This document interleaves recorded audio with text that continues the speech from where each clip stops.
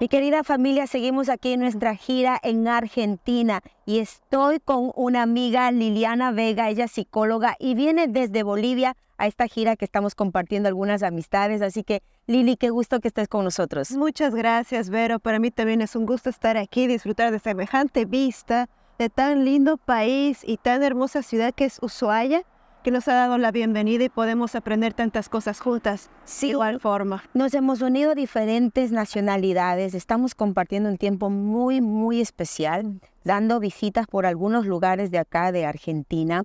Pero aquí con Lili me gustaría más hablar sobre su experiencia de vida y también ella, en su experiencia de más de 20 años como psicóloga, trata diferentes temas, pero en esta ocasión queremos hablar sobre lo que es la ansiedad, la depresión, el suicidio, que todavía sigue aumentando en estos casos. Sí. Y son temas tabús que no siempre las personas quieren exponer esta realidad. Pero me gustaría empezar, Lili, ¿por qué tú decidiste estudiar esta carrera? Bueno, de hecho, cuando empecé a estudiar, estaba entre dos carreras, que era ingeniería de sistemas o psicología, demasiado opuestas. Y me lancé a ingeniería de sistemas, pero ya trabajando con los equipos, las máquinas, la programación, me di cuenta de que no era lo mío, que yo disfrutaba más de estar con las personas, de escucharlas, como que tenía más facilidad para escucharlas y entenderlas que hacer alguna programación. Entonces ahí ya dije, no, dejo esto y me voy para esta otra rama o especialización, ¿no? Y de hecho ha llenado mucho mi vida, ¿no? Mi profesión. Y es un reto porque tú te imaginas constantemente recibir personas con tantos traumas psicológicos, emocionales. ¿Tu especialidad en qué se especifica y qué edades son las personas que vienen a tu consultorio? Bueno, yo trabajo principalmente con personas, con adultos jóvenes y personas adultas también, no adultos mayores, no tanto, pero me he especializado más en ese campo, bueno, en ese rango de edad en realidad, y principalmente en personas que han vivido trauma infantil, ¿no? Y que ya en su etapa adulta, saliendo de la adolescencia, pues ya tienen síntomas de ansiedad, de depresión, trastornos, consecuencia del maltrato infantil que han vivido y, bueno, las consecuencias de todo eso también. Esto se repite constantemente. Vamos a darles estadísticas para poder comprender un poco el contexto de que esto ocurre en toda Latinoamérica. Los índices del suicidio han aumentado. Sí, de hecho, lo que se sabe, lo que está registrado es que hay como 700,000 casos de suicidios anuales entre personas entre los 15 y los 29 años, que ha aumentado, ¿no? Ha estado aumentando y de hecho aumenta más en relación a los índices de suicidio que hay entre las personas adultos mayores, que ese era antes. Y de hecho, después de la pandemia, después de los tiempos de cuarentena, ha aumentado porque obviamente aquí hay un tema muy delicado, muy sensible, que son las relaciones familiares.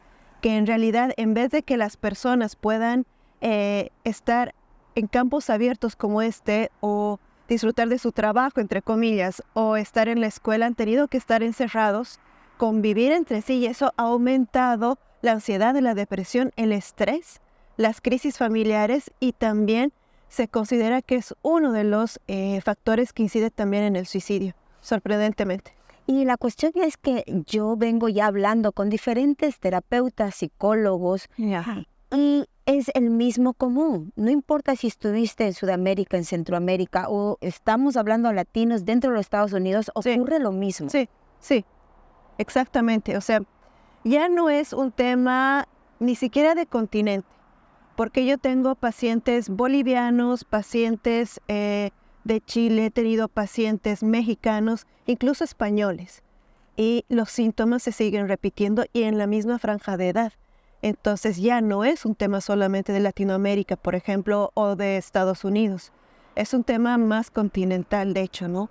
Y en este caso ya considerando que es no solamente la secuela de lo que trajo la pandemia, pero esto ya venía acarreando la sociedad. Sí. ¿Cómo nosotros podemos, de cierta forma, dar una concientización real que no es una opción el buscar ayuda? Exacto. Lo que pasa es que hay varios factores aquí. Primero, de que socialmente, incluso culturalmente, no estamos acostumbrados a preocuparnos por la salud mental. ¿no? Y ese es un verdadero problema. Y como te digo, es tanto cultural como social. Después de eso es el costo de la atención psicológica y psiquiátrica. El costo de la atención psiquiátrica está muy por encima de la psicológica y es una especialidad tan costosa que yo sé de psiquiatras que, bueno, sus tarifas son muy altas en consideración al del psicólogo, y no porque sea un psicólogo significa que sea barato o de fácil acceso. Y aún así, el profesional no tiene muchas oportunidades para especializarse. Entonces es otro problema el académico, es otro problema el acceder a especializaciones, posgrados, qué sé yo, ¿no? Entonces es mucho problema de un lado y del otro.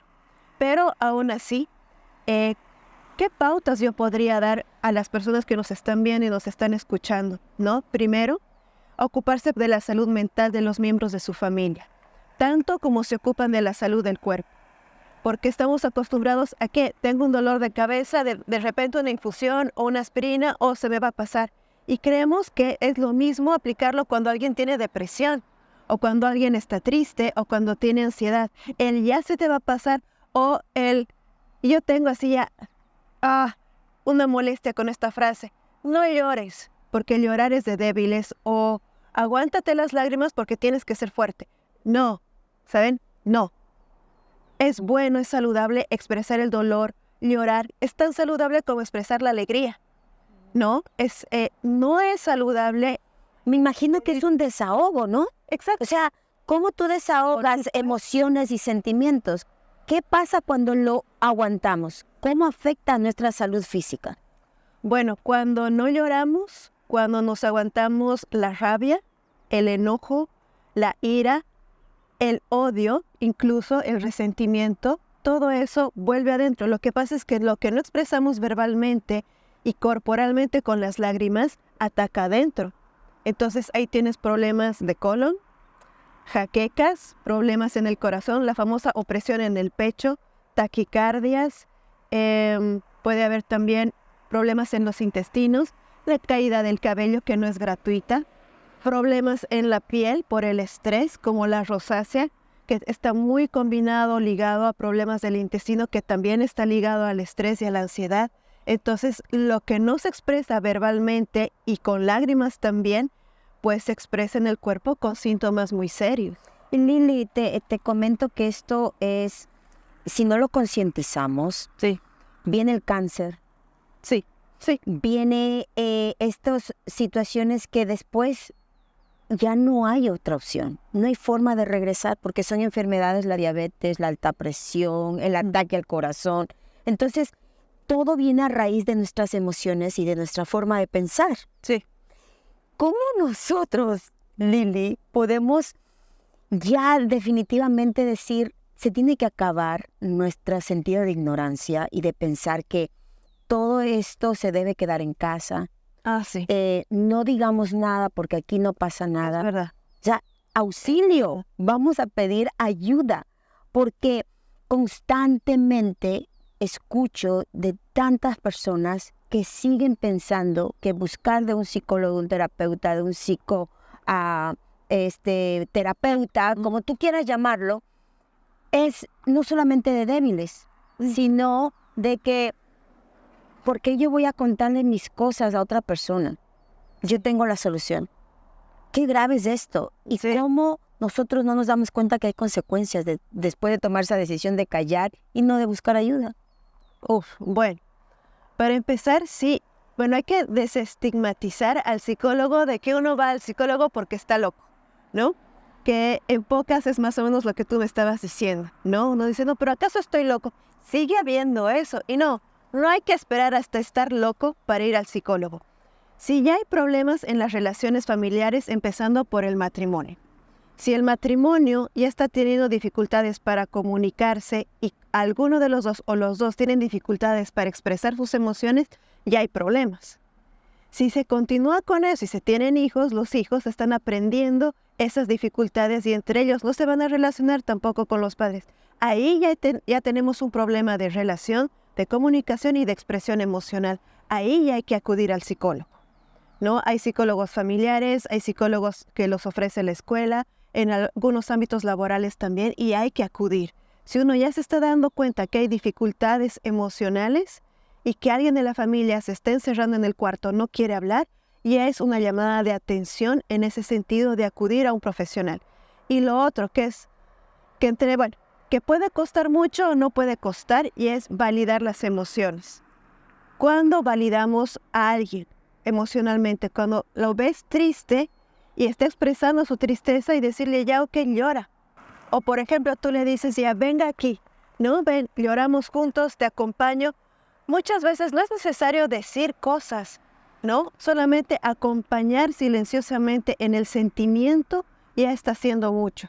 Si la persona está enojada, decirle ya, ok, ¿qué más te enoja? Esto, pero ayudarle a encontrar las palabras para expresar el enojo, ¿no? Y si alguien finalmente dice, no quiero decir nada, no quiero hablar, ok, no hablamos, pero cuando quieras estoy aquí para escucharte. Lili, muchas veces hay emociones que nosotros no sabemos describir. Pensamos que simplemente hay la tristeza, la ansiedad, la depresión, pero ¿cómo yo puedo verbalizar cómo yo me siento para entonces buscar de una manera más adecuada y más certera esa ayuda? Ok. Evidentemente no estamos educados para decir lo que sentimos, y tampoco estamos educados para identificar lo que sentimos. Eso también es cierto. Entonces, ¿desde dónde partimos? Haciendo a un lado todo orgullo, ¿sí? Empezar a educarnos en eso. ¿Qué te digo? Tú entras al Google y puedes buscarlo, expresión emocional. Y hay como caritas, emoticones de las expresiones emocionales, y empezar a educarte y empezar a identificar, esto es enojo, esto es dolor, esto. Por un lado. Ahora, ¿qué sigue después de eso? Decirlo. Me siento mal por esto, me enoja esto, me hace feliz esto también, necesito esto. Lo que pasa es que parte de una educación y pasar tiempo educándose en eso, como reeducarse, por muy adulto que uno sea, por muy mayor que uno sea, tiene que invertir ese tiempo, porque la salud emocional, la salud mental es responsabilidad de uno. Es como educarse a alimentarse mejor, tal cual. ¿Y cuánto cuesta? Comer balanceadamente es lo mismo. Educarte en expresar tus emociones va a pasar por un proceso, pero es responsabilidad de uno. No podemos esperar que los otros lo hagan. Y la cuestión ahí que muchas veces, de la forma que fuimos criados, no nos permitieron tampoco nosotros expresar estos sentimientos. Sí. Por ejemplo, yo cuando me criaba me decían, tú cállate, o sea, tu opinión no cuenta, Ya. tu voz aquí mucho menos, porque tú eres el niño, usted se calla y obedece. Entonces, en ese callar de tantos años, ¿cómo yo voy a identificar si me siento y cómo me siento y por qué contarlo y dónde contarlo? ¿Qué ambiente es el mejor para yo dejarle saber cómo me siento? Porque al yo expresar estoy siendo muy vulnerable. Ah, buen punto. Exacto. El miedo a uno dejarse ver vulnerable es muy común, ¿no? Es muy común. Pero curiosamente también es un tema, ese sí es un tema generacional, mira tú. Porque los jóvenes de hoy en día, los mal o bien llamados generación de cristal, todo lo dicen. Ellos sí, ¿no? Ellos sí.